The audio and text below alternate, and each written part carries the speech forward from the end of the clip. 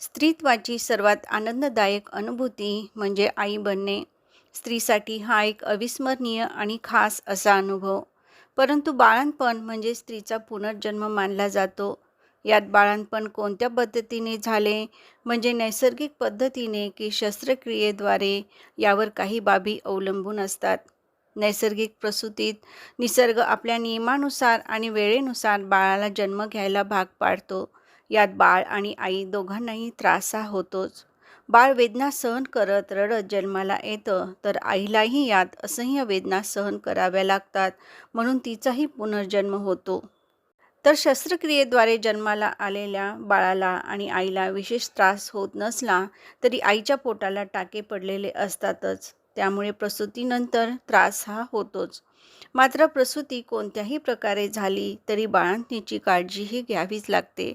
कारण या काळात तब्येतीकडे दुर्लक्ष झाले तर याचा त्रास पुढे भविष्यात स्त्रीलाच भोगावा लागतो. तसेच प्रसूतीनंतर आई म्हणून आलेली जबाबदारी, थोडीफार बंधने, हार्मोनल बदल यामुळे स्त्री भावनिकही झालेली असते. म्हणून या काळात स्त्रीची काळजी घेणे अधिक गरजेचे बनतं. तर ही काळजी कशी घ्यावी हे आपण आज या व्हिडिओत पाहणार आहोत. प्रसूतीवेळी खूप रक्तस्राव झालेला असतो, ऊर्जाही खर्च झालेली असते. यामुळे बाळंतपणाने शक्य होईल तेवढी विश्रांती घ्यावी. प्रसूतीमुळे शरीर कमजोर झालेले असते. आजूबाजूच्या वातावरणाचा शरीरावर लवकर परिणाम होतो.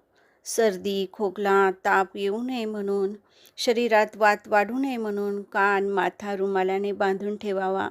मात्र उन्हाळ्यात प्रसूती झाली असल्यास, रुमाल बांधल्याने त्रास होत असल्यास, गरमीचा त्रास होत असल्यास कानात कापसाचे बोळे घालावेत. शांत झोप घ्यावी, काळजी चिंता करू नये, जास्त बोलू नये. डोळेही कमजोर झालेले असतात, म्हणून मोबाईलही पाहू नये. टीव्ही देखील कमीत कमी पाहावा आणि तोही 2-3 आठवड्यानंतर. भविष्यात कंबरदुखीचा त्रास होऊ नये म्हणून जास्तीत जास्त पाठीवर झोपावे. शरीर थंड असेल तर आईच्या दुधाच्या गाठी होतात आणि शरीरात वातही वाढू शकतो, म्हणून थंड पाण्यात हात घालू नये. थंड पाण्याने हातपाय धुवू नये. चालताना पायात चप्पल घालावी, स्वेटर घालावे. थोडक्यात शरीर जमेल तेवढे गरम ठेवावे. अंग शेकून निघावे, नसा मोकळ्या व्हाव्या म्हणून शक्य तेवढ्या गरम पाण्याने स्नान करावे. दुधाच्या गाठी होऊ नयेत म्हणून स्नान करताना छातीवरून सावकाश गरम पाण्याने शेक द्यावा. हलक्या हाताने छातीचा मसाज करावा. निप्पलची स्वच्छता ठेवावी. बाळाच्या संदर्भात अपवादात्मक घटनांमध्ये, म्हणजे बाळाचे वजन कमी आहे, बाळाला कावीळ झाला आहे, दूध पित नाही, अशा प्रकारची अथवा कौटुंबिक कुठल्याही प्रकारची चिंता आईने करू नये. कारण चिंतेमुळे आईच्या दुधाचे प्रमाण कमी होऊ शकते. आराम म्हणजे केवळ आरामच करू नये किंवा झोपूनच राहू नये.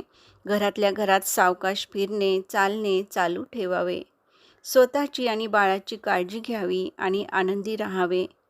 डॉक्टरांच्या सल्ल्याने औषधे घ्यावी.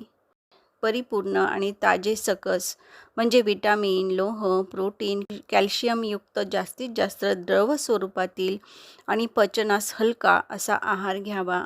अन्न जास्तीत जास्त चावून खावे, चुरून खावे, जेणेकरून प्रसूतीनंतर आलेला थकवा, अशक्तपणा लवकर भरून येईल व आईचे दूध वाढून बाळालाही पुरेसे दूध मिळेल.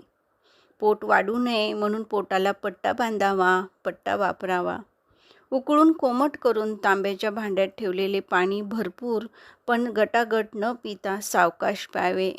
कारण आईच्या दुधात 88.1% पाणी, 3.8% मेद म्हणजे चरबी, 0.9% प्रोटीन, 7.0% साखर आणि 0.2% इतर घटक असतात.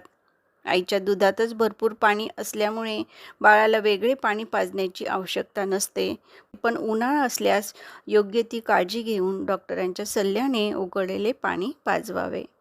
बद्धकोष्ठतेचा त्रास होऊ नये किंवा होणार नाही याची काळजी घ्यावी.